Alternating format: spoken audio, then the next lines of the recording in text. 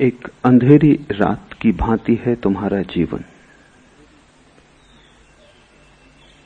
जहां सूर्य की किरण का होना तो असंभव,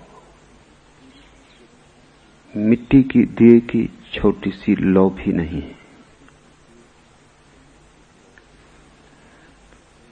इतना ही होता तो भी ठीक था। निरंतर अंधेरे में रहने के कारण तुमने अंधेरे को ही प्रकाश भी समझ लिया है।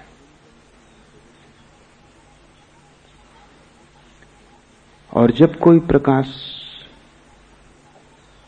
से दूर हो और अंधेरे को ही प्रकाश समझ ले तो सारी यात्रा अवरुद्ध हो जाती। इतना भी होश बना रहे कि मैं अंधकार में हूं तो आदमी खोजता है, तड़फता है प्रकाश के लिए, प्यास जगती है, टटोलता है, गिरता है, उठता है, मार्ग खोजता है,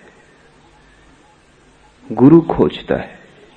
लेकिन जब कोई अंधकार को ही प्रकाश समझ ले तब सारी यात्रा समाप्त हो जाती है। मृत्यु को ही कोई समझ ले जीवन, तो फिर जीवन का द्वार बंद ही हो गया। एक बहुत पुरानी यूनानी कथा है। एक सम्राट को ज्योतिषियों ने कहा कि इस वर्ष पैदा होने वाले बच्चों में से कोई एक तेरे जीवन का घाती होगा। ऐसी बहुत कहानियां हैं संसार के सभी देशों में। कृष्ण के साथ भी वैसी कहानी जुड़ी है और जीसस के साथ भी वैसी कहानी जुड़ी है, लेकिन यूनानी कहानी का कोई मुकाबला नहीं। सम्राट ने जितने बच्चे उस वर्ष पैदा हुए सभी को कारागृह में डाल दिया, मारा नहीं, क्योंकि सम्राट को लगा कोई एक इनमें से हत्या करेगा और सभी की हत्या मैं करूं, ये तो महापातक हो जाएगा। छोटे छोटे बच्चे बड़ी मजबूत जंजीरों में जीवन भर के लिए कोठरियों में डाल दिए गए। जंजीरों में बंधे बंधे ही वे बड़े हुए। उन्हें याद भी न रही कि कभी ऐसा भी कोई क्षण था जब जंजीरें उनके हाथ पर न रही हों। जंजीरों को उन्होंने जीवन के अंग की तरह ही पाया और जाना। उन्हें याद भी तो नहीं हो सकती थी कि कभी वे मुक्त थे। गुलामी ही जीवन थी और इसलिए उन्हें कभी गुलामी अखरी नहीं, क्योंकि तुलना हो तो तकलीफ होती है।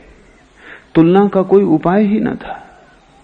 गुलाम ही वे पैदा हुए थे, गुलाम ही वे बड़े हुए थे, गुलामी ही उनका सार सर्वस्व थी। तुलना न थी स्वतंत्रता की, और दीवालों से बंधे थे वे भयंकर मजबूत जंजीरों से, और उनकी आंखें अंधेरी की इतनी आदी हो गई थी कि वे पीछे लौट के भी नहीं देख सकते थे जहां प्रकाश का जगत था। प्रकाश को देखते ही उनकी आंखें बंद हो जाती थी। प्रकाश तिलमिलाता था, प्रकाश कष्ट देने लगा था। अंधेरे से इतने राजी हो गए थे कि अब प्रकाश से राजी नहीं हो पाती थी आंखें। सिर्फ अंधेरे में ही आंख खुलती थी, प्रकाश में तो बंद हो जाती थी। तुमने भी देखा होगा, कभी घर के शांत स्थान से भरी दोपहरी में बाहर आ जाओ, आंख तिलमिला जाती। छोटे बच्चे पैदा होते हैं, 9 महीने अंधकार में रहते हैं मां के पेट में। प्रकाश की एक किरण भी वहां नहीं पहुंचती। और जब बच्चा पैदा होता है तो ना समझ डॉक्टरों का कोई अंत नहीं है। जहां बच्चा पैदा होता है अस्पताल में, वहां वे इतना प्रकाश रखते हैं कि बच्चे की आंखें तिलमिला जाती और सदा के लिए आंखों को भयंकर चोट पहुंच जाती। बच्चे को पैदा होना चाहिए मोमबत्ती के प्रकाश में। वहां हजार हजार कैंडल के बल्ब लगाने की जरूरत नहीं। दुनिया में जो इतनी कमजोर आंखें हैं, उनमें से 50% के लिए अस्पताल का डॉक्टर जिम्मेवार है। उसको सुविधा होती है ज्यादा प्रकाश में, वो देख पाता है क्या हो रहा है, क्या नहीं हो रहा, क्या करना है, क्या नहीं करना। लेकिन उसकी सुविधा सवाल नहीं है, सुविधा तो बच्चे की है। जो जीवन भर रहे हों अंधकार में, 9 महीने नहीं पूरे जीवन, वो पीछे लौट के भी नहीं देख सकते थे, वो दीवार की तरफ ही देखते थे। राह पर चलते लोगों, खिड़की द्वार के पास से गुजरते लोगों की छायाएं बनती थीं सामने दीवार पर। वे समझते थे वे छायाएं सत्य, यही असली लोग हैं। उस छाया को ही वे जगत समझते थे।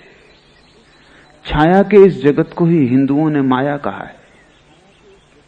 असली तो दिखाई नहीं पड़ता, असली का प्रतिबिंब दिखाई पड़ता है। असली को देखने के लिए आंख चाहिए, समर्थ आंख, जो प्रकाश में खुल सके, जो सूरज के आमने सामने हो सके। अंधेरे की आदि आंख सत्य को नहीं देख सकती। सत्य ढका हुआ नहीं है, सत्य तो प्रकट है, उघड़ा हुआ है। तुम्हारी आंख कमजोर है और सत्य को न देख पाएगी। धीरे धीरे उन्होंने पीछे लौट के देखना ही बंद कर दिया। पीछे लौट के देखने का मतलब ही था आंख में आंसू आ जाएं। वो पीड़ा का जगत था। तुमने भी सत्य को देखना बंद कर दिया है, और जब भी कोई सत्य तुम्हें दिखा देता है तो पीड़ा होती है। आनंद जन्मता नहीं, कष्ट ही होता है। जब भी कहीं कोई सत्य कह देता है तो कष्ट ही होता है। लेकिन एक आदमी ने हिम्मत की, क्योंकि उसे शक होने लगा। ये छायाएं छायाएं ही हैं, क्योंकि इनसे बोलो तो ये उत्तर नहीं देती। इन्हें छुओ तो कुछ भी हाथ में नहीं आता, इन्हें पकड़ो तो कुछ पकड़ में नहीं आता। एक आदमी को शक होने लगा, कोई मनीषी, कोई बुद्ध। उस आदमी ने धीरे धीरे पीछे देखने का अभ्यास शुरू किया। वर्षों लग गए, बड़ा कष्ट हुआ। जब भी पीछे देखता आंखें तिलमिला जाती, आंसू गिरते, लेकिन उसने अभ्यास जारी रखा। वो बड़ी तपश्चर्या थी। फिर धीरे धीरे आंखें राजी होने लगी, और तब वो चकित हुआ कि हम किस कारागृह में पड़े और हमने छायाओं को सत्य समझ लिया है। वो पीछे देखने में समर्थ हो गया। उसकी गर्दन मुड़ने लगी और उसकी आंखें देखने लगी बाहर के रंग, वृक्ष और वृक्षों में खिले फूल, राह से गुजरते लोग। रंगीन थी दुनिया काफी। छायाएं बिल्कुल रंगहीन थी, उदास थी। बाहर उत्सव था, छायाओं में कोई उत्सव पकड़ में नहीं आता था। बच्चे नाचते गाते निकलते थे, छायाएं तो बिल्कुल चुप थी। वहां वाणी न थी, वहां मुखरता न थी। बाहर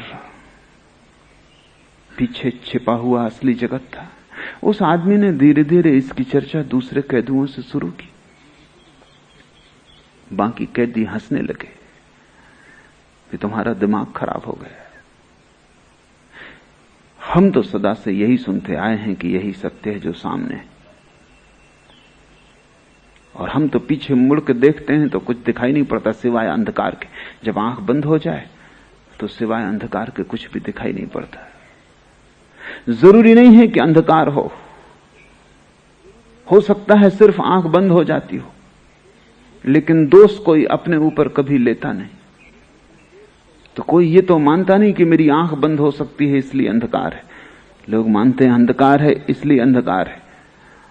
मेरी आंख और बंद हो सकती, ये कहीं संभव है? हम अपनी आंख तो सदा खुली मानते हैं, अपना हृदय तो सदा प्रेम से भरपूर मानते हैं, अपनी प्रज्ञा तो सदा प्रज्वलित मानते हैं, अपनी आत्मा तो सदा जागृत मानते हैं। और यही हमारी भ्रांतियों की जड़ है।